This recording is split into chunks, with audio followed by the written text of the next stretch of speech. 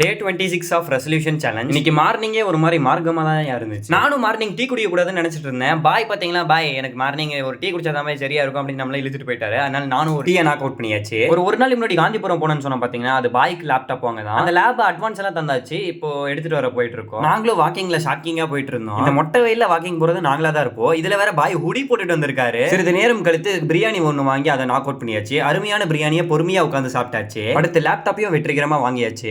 ஸ்டஃப்ல தான் ஒரு மாடல் வாங்கியிருந்தாரு. அருமையா இருந்த லேப பொறுமையா உட்காந்து கொஞ்ச நேரம் டெஸ்ட் பண்ணிட்டு பார்சல் பண்ணிட்டு பக்காவா கிளம்பியாச்சு வீட்டுக்கு. எங்க போய் ட்ரீட்னு கேட்டா ஐ ட்ரீட் எவ்ரிவன் ஈக்குவலி நம்ம விட்டு நமக்கே போட்டாரு. இருந்தாலும் நான் விடல. என்கிட்ட மொன்ன ஹாப்பியானா அப்படின்னு கேட்டுட்டு ஒரு டீயை வாங்கி நாக் அவுட் பண்ணியாச்சு அருமையா. பாய்க்கு பாய் சொல்லி பஸ்ல ஏத்தி விட்டாச்சு. நம்மளும் வீட்டுக்கு வந்து ஆஜராயாச்சு. வீட்டுக்கு வந்து பார்த்தா நண்பனோட வீட்டுல இருந்து நிறைய பொருள் எல்லாம் எடுத்துட்டு இருந்தாங்க. அதுல ஒண்ணு இந்த கேக்கு தான். இந்த கேக்கு சாப்பிட்டு முறுக்கையும் கருக்கு பொறுக்குன்னு நாக் அவுட் பண்ணிட்டு அடுத்து நான் ஸ்டாப்பா 4-5 முறுக்கு அசால்ட்டா வாய்க்குள்ள போயிட்டே இருந்திருக்கு. எனக்கு தெரியவே இல்லை. இரவு உணவுக்கு இனிமையா 2 இட்லியை சாப்பிட்டுட்டு அப்படியே ஒரு ஆஃப் பாயில் வாங்கியிருந்தேன். அதுல தான் ஒரு பெரிய சிக்கமே. ஸ்குவிட் கேம் படத்துல வர ஒரு கேம் மாதிரி தான் இருக்கும். கொஞ்சம் மிஸ் ஆச்சுன்னா உயிர் போயிடுற மாதிரி ஆஃப் பாயில் போயிடும். If I am not wrong. அடுத்த டேவையும் வெற்றிகரமா கம்ப்ளீட் பண்ணியாச்சு.